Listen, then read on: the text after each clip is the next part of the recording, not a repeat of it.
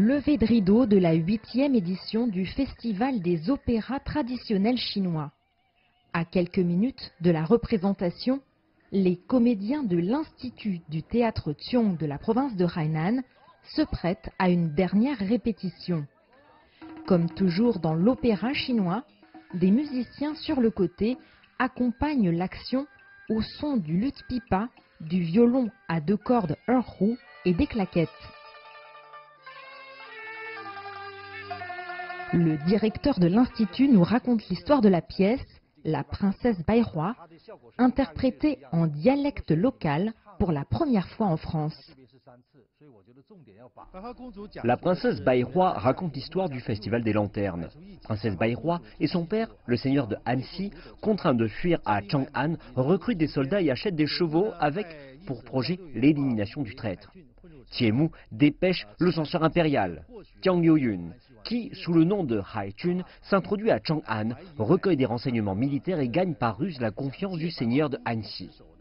Bala, l'administrateur général de Annecy, soupçonnant l'imposture de Haichun, adresse des remontrances en vain. Il souhaite éliminer le félon par la main de la princesse, mais contre toute attente, cette dernière fait présent de son épée à Haichun et se promet à lui. Brusque retournement de situation. Bala est jeté en prison, les troupes diminuées et les généraux défaits. Le royaume assiégé, Bairoi et son père s'abîment dans l'encerclement de l'armée ennemie. Une épopée qui ne manquera pas de ravir le public parisien, venu en nombre ce premier soir, et une nouvelle pièce du répertoire classique proposée par le Centre culturel de Chine en France, qui s'attache, avec ce festival, à valoriser et diffuser en France depuis 15 ans les spécificités des opéras chinois traditionnels. Alors c'est pour une convention, c'est une vocation de faire connaître au public français, qui est toujours plus nombreux, qui sont attachés à la tradition traditionnelle chinoise, pour qu'ils expérimenter et découvrir les charmes de l'art dramatique chinois et sa vaste profondeur inhérente à la culture traditionnelle chinoise. Une culture traditionnelle qui fascine et dont la diffusion se prolonge cette semaine au-delà des représentations avec des actions culturelles permettant d'établir un dialogue plus intime avec les spectateurs.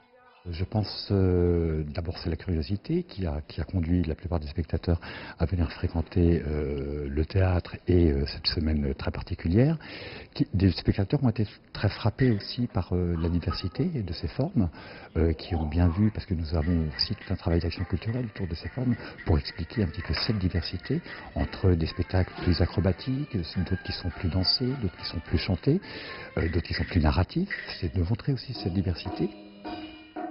Cette année qui marque la 8e édition du Festival des opéras chinois, ce sont plus de 200 artistes venus de Chine qui se produiront devant le public parisien pour présenter 5 formes d'opéra en une semaine. Une occasion rare de découvrir ou de redécouvrir cet art séculaire qui constitue l'un des trésors de la culture chinoise. Jade Charles, CGTN, Paris.